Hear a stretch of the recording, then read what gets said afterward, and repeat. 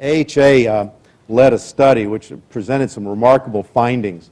If you survey all hospitals, hospital organizations, what they found is that for those that have comprehensive electronic health record systems, that represents only 1.5% of the industry. It's really a remarkably sad tale when you think about how much investment has been made and yet to be made. Basic systems without clinical notes, and some of you may want to comment on this because they're woefully inadequate, it doesn't really surpass anything over 11%. So in that regard, what I'd like to do is pick up maybe the story here, again from Glenn's perspective around leadership, turn the first question to Bill. And Bill, I wonder if you could comment on how have you or how will you drive transformation? The quote that Gene gave us earlier is that transformation is something you have never been before. And so what have you done and where are you going? Well, thank you, Joe. And Joe alluded that we have 26 hospitals in basically 7 major markets in Iowa and Western Illinois. And I took this position in January of 2008, and we had a rich history of being very decentralized. So you can imagine that we had about 26 different ways of doing things, and even more than that when you count how many different ways we do things in one institution. So we really began, and the other thing that was clear to me when I took the position, and I'd been running one of the regions for 7 years, so I had some knowledge, prior history, was that IT was viewed as not working well. And came to 3 conclusions. One is we are not going to get paid in the future for our bad outcomes. And those bad outcomes extend to readmissions for chronic disease. Secondly, that cost is escalating at such a point that it will reach a tipping point where both government and employers will say enough, and they'll seek other alternatives. Unless we were part of the solution, we would likely lose revenue. Third is that in the state, our state, it is extremely difficult to attract physicians, and particularly internal medicine. And part of our assessment is internal medicine will become critical to treating chronic disease. It is now and will be even more so in the future. So we started with that environmental assessment. I will tell you, I spent 6 months of visiting every one of our boards, every one of our management staffs, and talking about that environment. And basically no one argued with that assessment. And part of the discussion around attracting physicians was really thinking about if we try to attract physicians to the current model of care, asking primary care physicians to chase volume. So, this year they have to see 35 a day in their office. Next year it's 37. The following year it's 39. We were not going to be successful attracting physicians, and we really felt we had to completely change the paradigm. We then I convened a task force of roughly 20 people from across the system, and these were physicians, staff nurses, and so forth. And I said to them, I want you to create a draft vision of the care that will become our vision for the Iowa health system, the care process. How will we deliver care to achieve best outcome for every one of our patients? And I also said to them, you have 3 meetings in which to do this.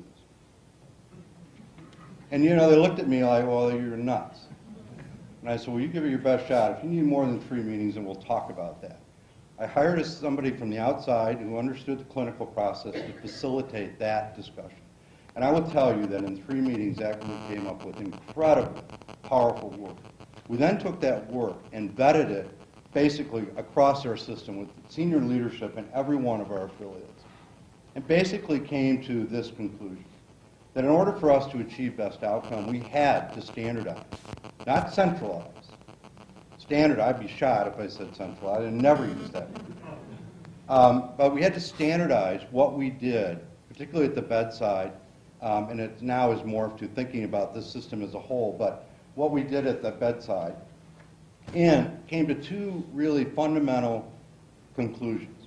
That best outcome was best driven when information was shared between clinicians, that the clinical handoffs happened in a smooth way, which generally means information follows to the next caregiver. But second is that best outcomes happen when nurse and physician talk. And the easiest, and what Glenn talked about in this environment, the best way to do that is really around that medical record. We're really right in the middle of the transformation right now, and in such a way I think people don't even quite understand exactly where we're at. I think as leaders, though, we've underestimated a little bit how difficult this transformation is at the front lines. We do tend to talk of things at more of a higher level, and once you get down to it, what we're asking our clinicians to do is really, really major change in everything that they've learned so far.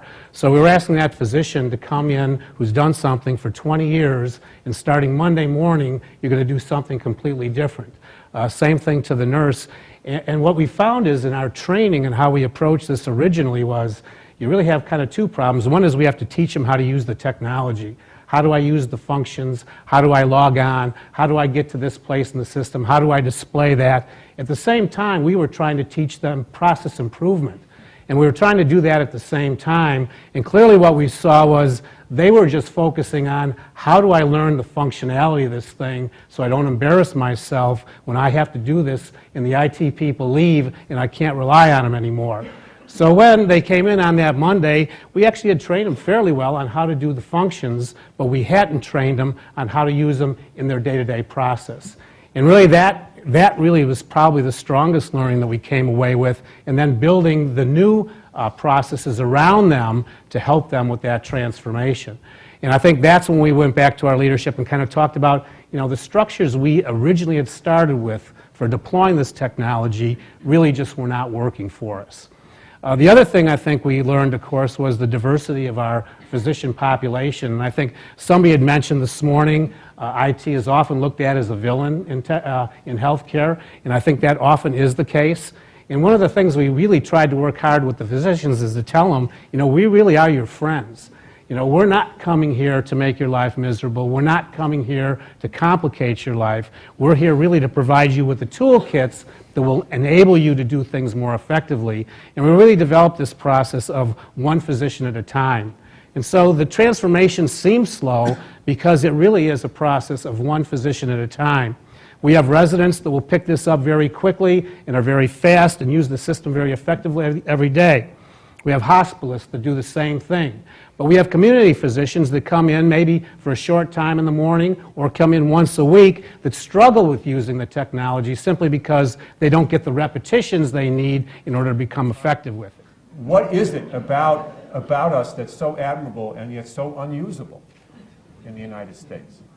What is it? So how can you take what we have, learn the lessons that we can teach, and apply it to the more broadly non-systemic healthcare system in the U.S.? Certainly about health information technology, I can tell you all the wrong things to do. How to engage doctors, how to get this done. We did it. We did it in 5 years across all 157,000 people, 36 hospitals, all the pharmacies, all the doctors. We did it. We don't use paper. And by the way, we can interconnect with others, but it's like having the world's only fax machine. A lot about the disincentives in the current system. Can you talk about your idealized payment system that would facilitate us moving where we need to move? Well, I think there are, you know, we're talking about two sectors, okay? When I talk about the care sector, the hospital, which, look, no matter how we cut this, has to become more efficient. Whether it's the payer and companies like ours who need a more efficient cost infrastructure to operate in, or ultimately whether it's the reality that more hospitals will be facing of adverse payer mix. The reality is that hospitals have to become more efficient. Okay, I think adverse payer mix is going to arrive for most a lot sooner than any dramatic change being driven by the business community. That being the case, we absolutely have to be more efficient. We have to be able to drive costs out. And that has to be a collaborative effort between those who operate the hospitals, and that includes courageous leadership at the C-suite, but we have to engage the physician.